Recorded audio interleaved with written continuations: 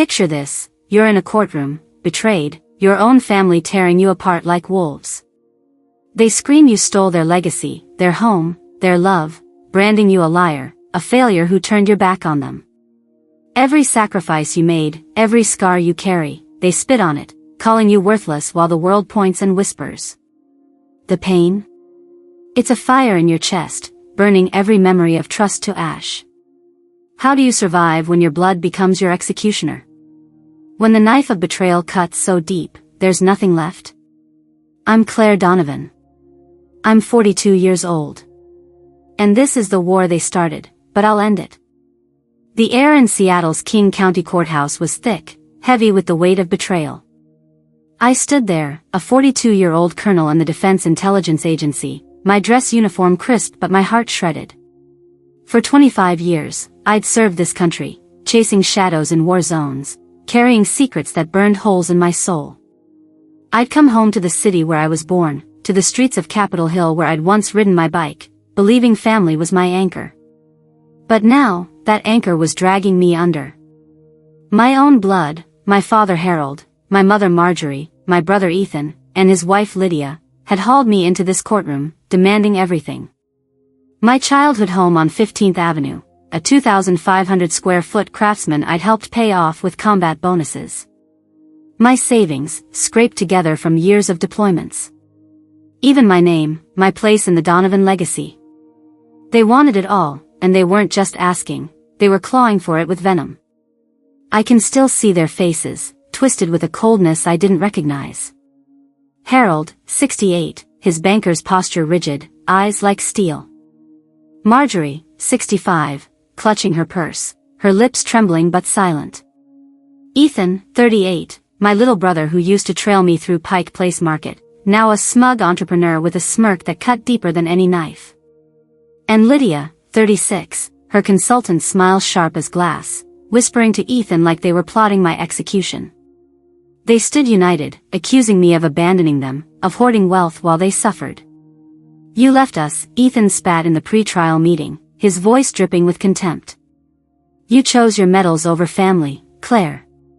You don't deserve a dime. Lydia chimed in, her tone syrupy but lethal, we're just protecting what's ours. You're not stable enough to handle it. Stable? I'd stared down insurgents in Kabul, but that word from her lips made my blood boil. The lawsuit hit like a grenade. Filed in March 2025, it claimed I'd manipulated family trusts, siphoned funds, and neglected my duty as a daughter and sister. The local news ate it up, decorated colonel sued by family for fraud. My face was plastered on Como 4, my service record twisted into a narrative of greed. I stood in that courtroom, the weight of their lies pressing against my chest, suffocating. Marjorie wouldn't meet my eyes.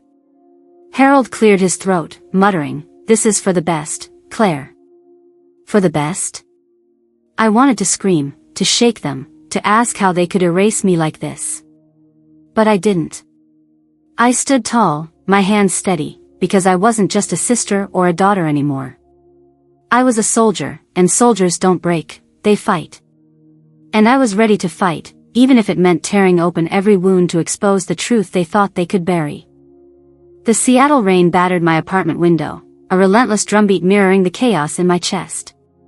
I was still reeling from the courthouse, where my family, Harold, Marjorie, Ethan, and Lydia, had branded me a traitor, their accusations echoing like gunfire.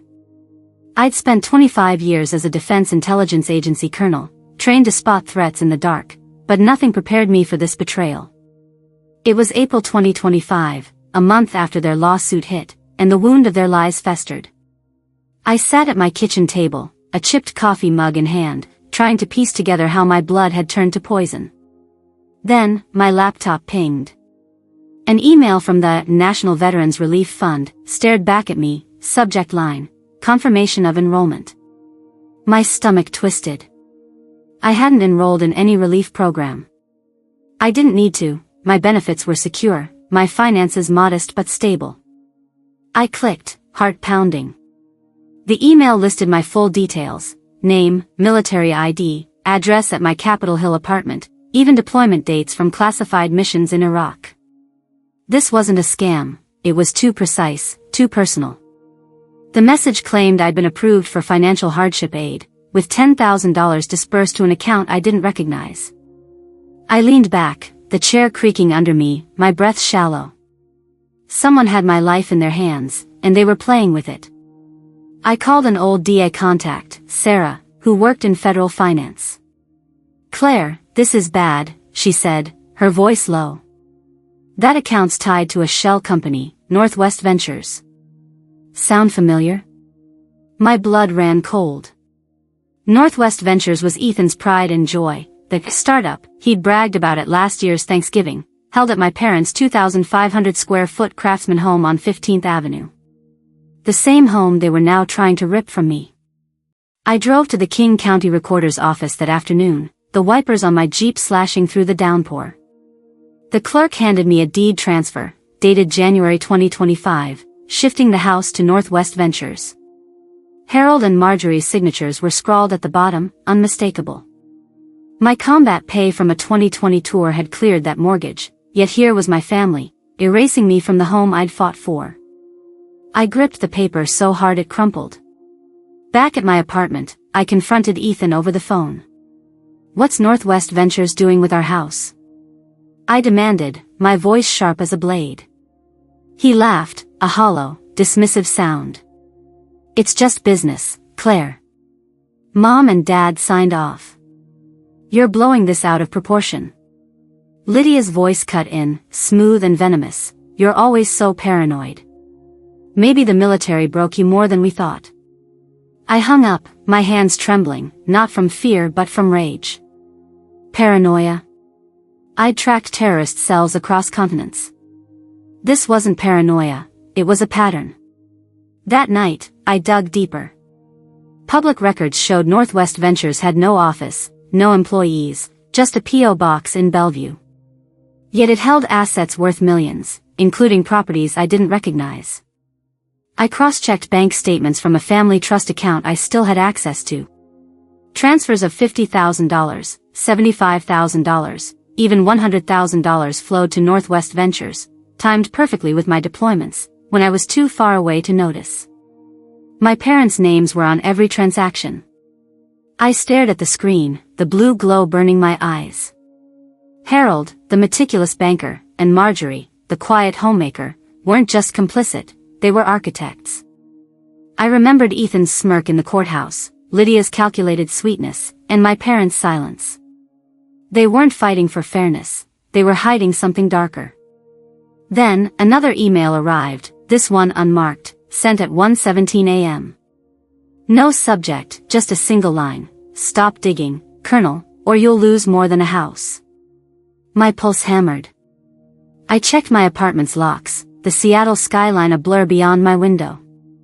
The city I'd called home felt like a trap, closing in. I didn't sleep that night, my Glock within reach, the weight of betrayal heavier than any battlefield. My family wasn't just after my money, they were playing a game I was only beginning to understand, and I was the target. The Seattle night was a shroud, rain hammering my apartment windows like a warning. I hadn't slept since that unmarked email landed at 1:17 a.m., its words, "Stop digging, Colonel, or you'll lose more than a house," searing into my mind. My Glock sat on the table, a cold reminder of the stakes. I was Claire Donovan, 42, a Defense Intelligence Agency colonel who'd spent 25 years hunting threats in shadows, but now the shadows were in my own family. Harold, Marjorie, Ethan, and Lydia weren't just after my childhood home on 15th Avenue or my savings, they were hiding something sinister, and I was going to rip it open. I opened my secure laptop, the same one I'd used in classified ops, and dove into the digital maze. Northwest Ventures, Ethan's so-called startup, was my starting point. The company was a ghost, no office, no staff, just a P.O. box in Bellevue and millions in assets, including my family's 2,500 square foot craftsman. I called Sarah, my DA contact, her voice tense over the encrypted line. "Claire, Northwest Ventures is a front. I traced transfers to a bank in the Caymans, just under $10,000 to dodge federal reporting. It's dirty." I asked her to dig deeper, my pulse racing. By dawn, she sent me a file, Northwest Ventures was linked to Vortex Global, a name I'd seen in classified briefings. Vortex was no ordinary firm. It was flagged by the FBI for industrial espionage, suspected of funneling U.S. defense data to foreign buyers. My brother's company wasn't just stealing money, it was trading secrets. I paced my 600-square-foot apartment, the Seattle skyline a gray blur outside. My training kicked in, the same instincts that had kept me alive in Iraq. I cross-referenced bank records from the family trust. Transfers of $75,000, $90,000, even $120,000 flowed to Northwest Ventures, each signed by Harold and Marjorie. My parents, the ones who'd once cheered at my high school graduation, were complicit. But it got worse. I hacked into a public database for Lydia's financial consulting firm, Brooks Advisory. Her client list was a lie, names of veterans I'd served with, some dead, others retired, none aware their identities were being used. Lydia was filing fake grant applications, siphoning funds meant for struggling soldiers. "This is sick," I muttered, my voice breaking. I remembered a corporal I'd saved in 2008, his blood soaking my uniform. Now, his name was on Lydia's list, exploited for profit. I called an old DA teammate, Marcus, who owed me from a mission in Kabul. "I need you to trace Vortex Global," I said, my tone sharp. Quietly. He didn't hesitate. "Give me 48 hours. 2 days later, he called back, his voice low. "Claire, this is bigger than you think. Vortex has ties to a hostile state cyberops. They're after military clearance data, access codes, personnel files. Your brother's company is a middleman." My heart stopped. Ethan wasn't just a greedy entrepreneur, he was a traitor. And Lydia? Her sweet smile at family dinners was a mask for a predator.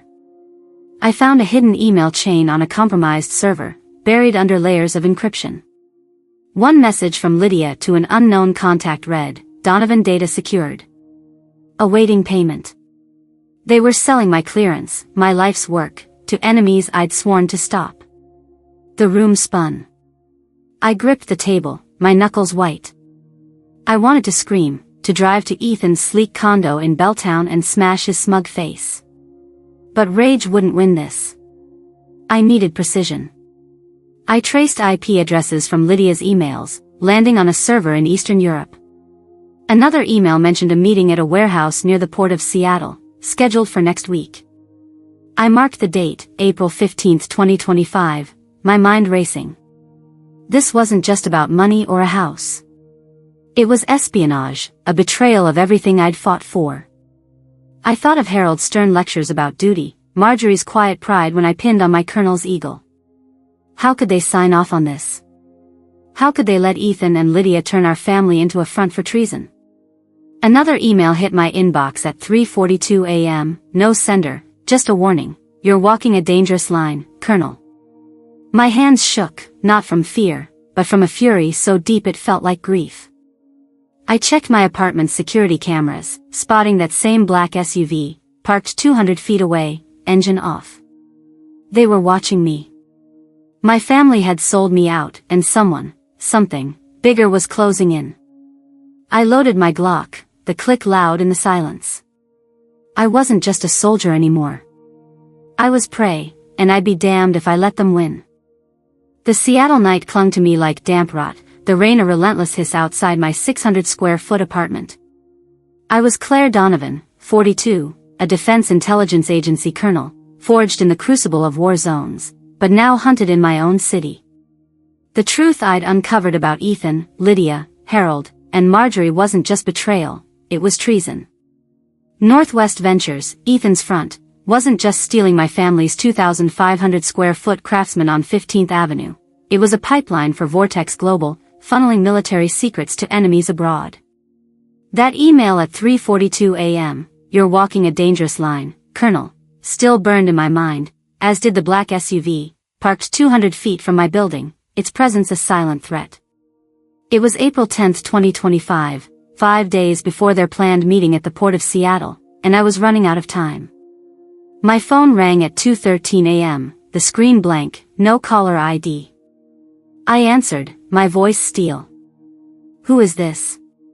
A distorted voice, mechanical and cold, hissed back, back off, Donovan, or you'll disappear like those veterans you're so fond of. My heart slammed against my ribs, but I didn't flinch. You don't scare me, I said, gripping my Glock, its weight grounding me. The line went dead. I checked my security cameras, nothing but shadows and rain. But an hour later, a text pinged, last warning. You can't stop us. My hands shook, not from fear, but from a rage so raw it felt like it could split me open. My family, Harold with his banker's precision, Marjorie with her quiet complicity, Ethan with his smug ambition, Lydia with her venomous charm, had sold me out, and now someone bigger was circling, ready to bury me. I drove to a diner on Aurora Avenue at dawn, the neon sign flickering like my nerves. I needed to think, to plan, but the world was closing in. My old DI teammate, Marcus, texted, Vortex Global's meeting is real. Port of Seattle, Pier 46, April 15th. Stay sharp, Claire. I sipped burnt coffee, the mug scalding my hands, and scanned the room. A man in a gray hoodie stared too long from a corner booth. I locked eyes with him, my glare a warning. He left, but the unease stayed. Back home, I found a note slipped under my door, typed in block letters, you're alone now. Stop or regret it. My breath caught. I checked every window, every lock, the Seattle skyline a taunting reminder of a city that no longer felt like home. The isolation hit harder than the threats. My phone, once buzzing with calls from friends, was silent. Colleagues from the DIA, people I'd saved in combat, stopped reaching out. A news segment on King 5 replayed the lawsuit's lies, Colonel Claire Donovan accused of defrauding family trust. My stern military ID photo flashed on screen, making me look cold, unhinged. Even my commanding officer, Colonel Hayes, called, his voice clipped, take some leave, Claire. This is getting messy. Messy? I'd faced IEDs in Baghdad, but this, being branded a villain by my own blood, cut deeper. I walked to a corner store on Pike Street, avoiding stares, my reflection in the glass showing a woman I barely recognized, hollow-eyed, alone. I sat in my apartment that night, the Glock within reach, and thought of Ethan's smirk in the courthouse, Lydia's calculated sweetness, Harold's stern silence, Marjorie's averted gaze. I remembered a summer barbecue in 2010, Ethan laughing as he tossed a football, Marjorie smiling as she served lemonade. That family was gone, replaced by strangers who traded my sacrifices for profit. Another call came at 4:05 a.m., the same distorted voice, you're out of moves, Colonel. I slammed the phone down, my voice breaking as I whispered to the empty room, you're wrong. I wasn't out of moves. I was a soldier, trained to wait, to strike with precision. But the weight of their betrayal, the city's judgment, the unseen eyes watching me, it was a noose tightening around my neck. I stared at the Port of Seattle's coordinates on my laptop, 47.58 degrees north, 122.35 degrees west, the date April 15th burning in my mind. They thought they could break me. They were about to learn how wrong they were. The Seattle dawn broke gray and heavy, casting a pall over my 600-square-foot apartment, where Claire Donovan, a 42-year-old Defense Intelligence Agency colonel, sat staring at a truth that gutted me.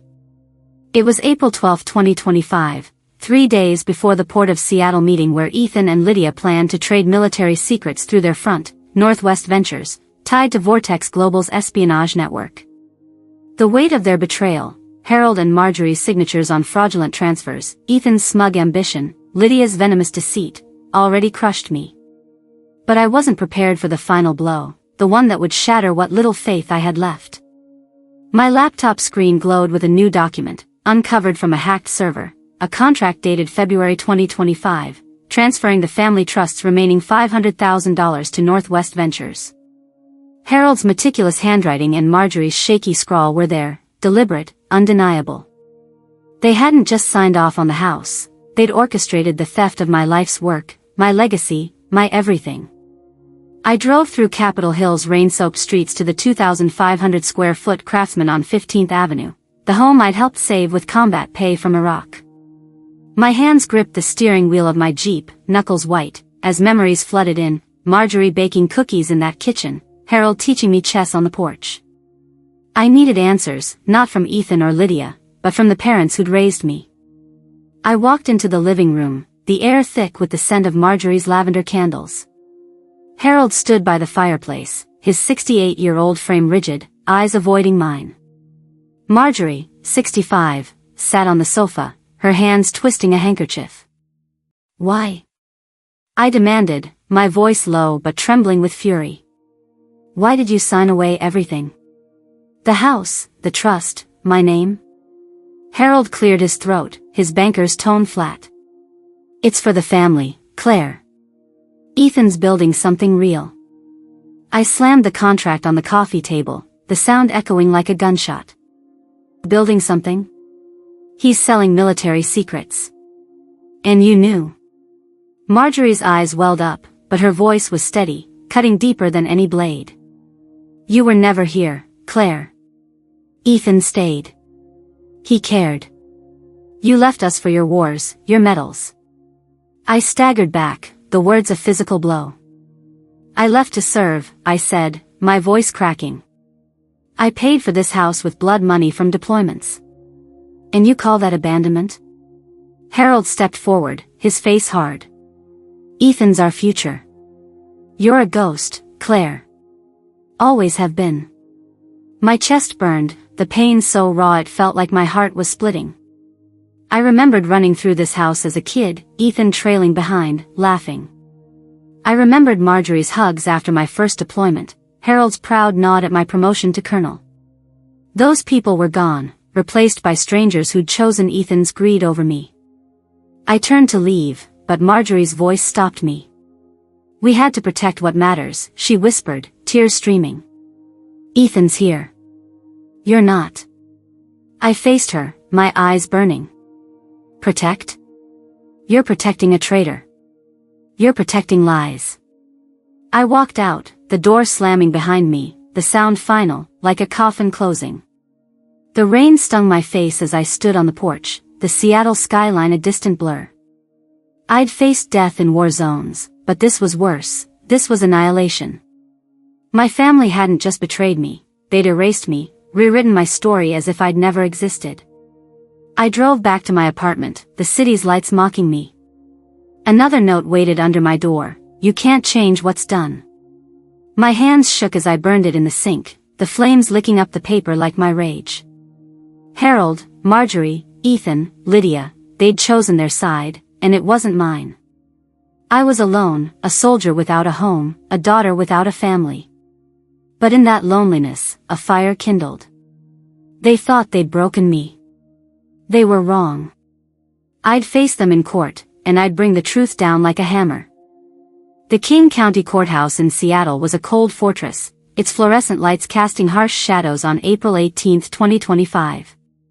I, Claire Donovan, 42, a Defense Intelligence Agency colonel, stood in my dress uniform, the weight of 25 years of service anchoring me against the storm of betrayal. My family, Harold, Marjorie, Ethan, and Lydia, had dragged me here, accusing me of stealing their legacy, the 2,500 square foot Craftsman on 15th Avenue, my savings, my honor. Their lies, amplified by Como 4's headlines, painted me as a monster, but I'd uncovered their truth. Northwest Ventures, Ethan's front, was funneling military secrets to Vortex Global, a foreign espionage ring.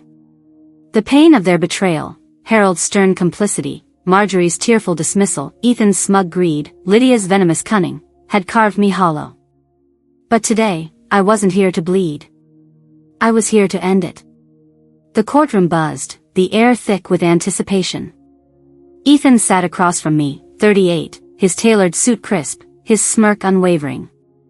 Lydia, 36, beside him, her consultant's poise unshaken, whispered strategies to their lawyer. Harold, 68, and Marjorie, 65, sat in the second row, their faces a mask of rehearsed grief.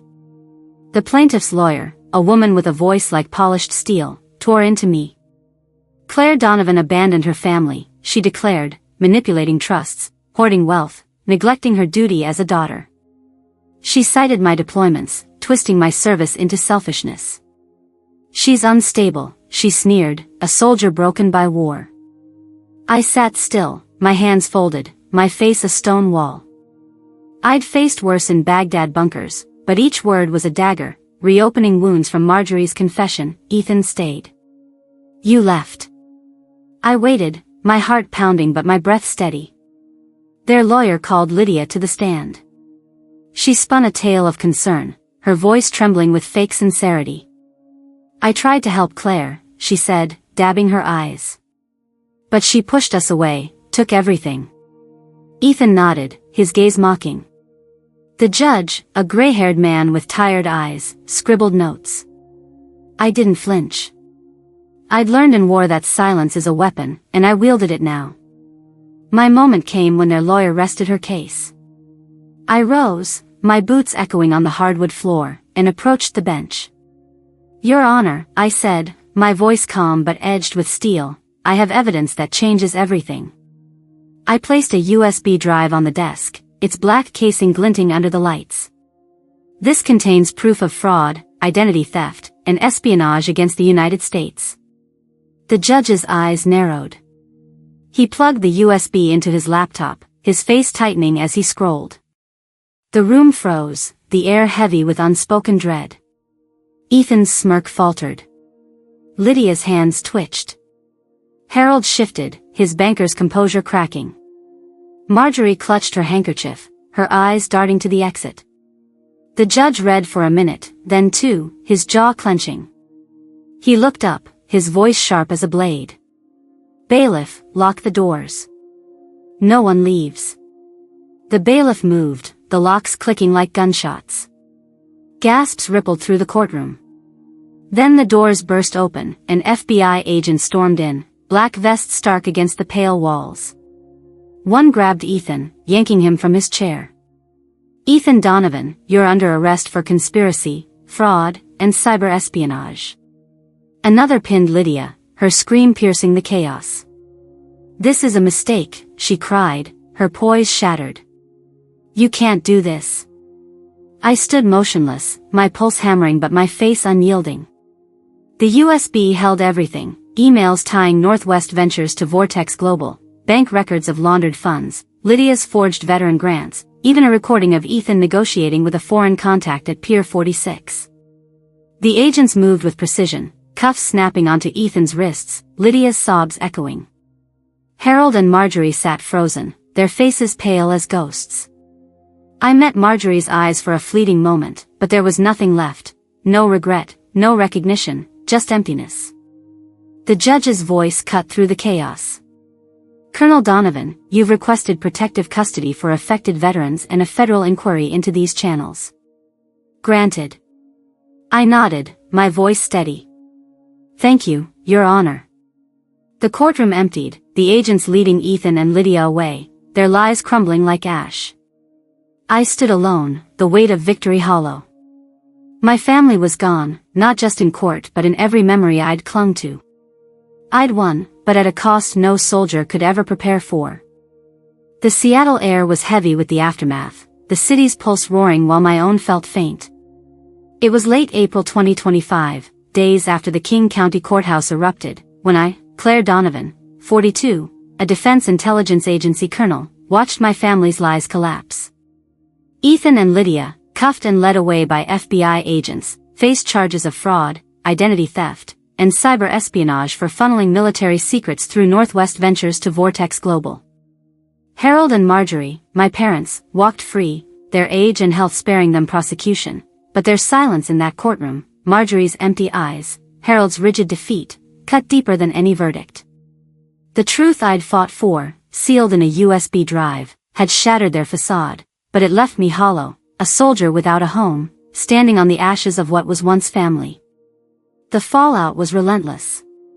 By evening, Como 4 and King 5 blared headlines, Seattle Colonel exposes family's espionage ring. My face, stern in my military ID, flashed across screens, alongside grainy shots of Ethan and Lydia in cuffs. Social media exploded, hashtags like hashtag Donovan betrayal trending on X. Some called me a hero, a patriot who'd saved countless veterans from identity theft. "Your proof justice still exists," one X post read, from a stranger in Tacoma. Others vilified me, their words venomous. "How could you destroy your own family?" a commenter spat. "You're no hero, you're heartless." The Seattle Times ran an op-ed, "Family or Country? Colonel Donovan's impossible choice." I didn't read it. I didn't need to. The world's noise couldn't drown out the quiet ache in my chest, the memory of Marjorie's words, "Ethan stayed. You left." I retreated to my 600-square-foot apartment, the city's skyline a distant hum beyond my window. My phone stayed off, the silence my only shield. Friends I'd known for decades, comrades from deployments, neighbors from Capitol Hill, vanished, their texts unanswered, their calls unreturned. The isolation was a blade, twisting deeper each day. But in that solitude, something stirred. I couldn't undo the past, but I could fight for others. I founded Beacon Alliance, a nonprofit to protect veterans from scams like the ones Ethan and Lydia orchestrated. I poured my savings, $20,000 scraped from years of service, into it, working with DI contacts to secure grants. We offered legal aid, cyber protection, and counseling, a lifeline for those betrayed like I was. One morning in May 2025, a letter arrived, slipped among bills in my mailbox. No return address, just a plain envelope. I opened it at my kitchen table, the Seattle rain a soft patter outside. "Dear Colonel Donovan," it began, the handwriting neat but trembling. "My husband, a Vietnam vet, lost everything to a fake charity. We thought we were done, forgotten. Your Beacon Alliance stopped the fraud, saved our home. You gave us hope when we had none." My breath caught, my fingers tracing the words. "Thank you," it ended, signed by a couple from Everett. I closed my eyes, the weight of their gratitude a flicker of warmth in the cold void left by my family. I drove to Puget Sound that evening, parking near Alki Beach. The waves rolled in, steady and endless, the salty air sharp against my skin. I stood at the water's edge, the 47.60 degrees north latitude grounding me. Harold, Marjorie, Ethan, Lydia, they'd taken so much, but not this, not my will to fight, not my purpose. I thought of the corporal I'd saved in Iraq, his blood on my hands, his life a debt I'd carried. Beacon Alliance was my new mission, a way to save others, to save myself. The pain of betrayal lingered, but as the sun dipped below the horizon, I felt something new, peace, fragile but real. I wasn't whole, not yet, but I was healing, one quiet step at a time. The Puget Sound stretched before me, its waves a steady heartbeat under the Seattle sky, whispering a truth I'd fought to earn. I'm Claire Donovan, 42, a Defense Intelligence Agency colonel who stood in a King County courtroom in April 2025, facing the wreckage of my family, Harold, Marjorie, Ethan, and Lydia. They'd tried to strip me of my home, my savings, my name, accusing me of betrayal while hiding their own. Their lies, woven through Northwest Ventures and tied to Vortex Global's espionage, collapsed under the weight of a single USB drive. Ethan and Lydia were cuffed, their smug masks shattered. Harold and Marjorie, spared by their age, sat broken, their silence louder than any verdict. The pain of their betrayal, Marjorie's words, "Ethan stayed. You left," still burned, but standing at Alki Beach, I found something stronger, purpose. I learned that the hardest battles aren't fought with guns but with silence, with the courage to face truth when it cuts deepest. My family chose greed over love, but I chose to fight, for myself, for the veterans I saved through Beacon Alliance. That letter from Everett, from a couple who'd lost everything, reminded me why. You gave us hope, they wrote, and those words rebuilt what my family tore down. So here's my lesson, stand up, even when you're alone. Hold the line, even when it hurts. Truth is a fire, it burns, but it purifies. I didn't win to gloat, I won to heal, to protect others, to prove some fights are worth the scars. Now, I want to hear from you. Where are you watching this? Is it a quiet morning in a Seattle coffee shop, or a late night in New York, chasing stories that matter? Drop it in the comments, I read every one. What fight have you faced alone? Share it, because your story could light someone else's way. Hit that subscribe button, join our community, not just for more stories, but to stand with those who believe in justice, in second chances, in fighting for what's right. Let's keep this fire burning. Thank you for being here, for listening. Keep fighting, because sometimes, the quietest battles are the ones that change everything.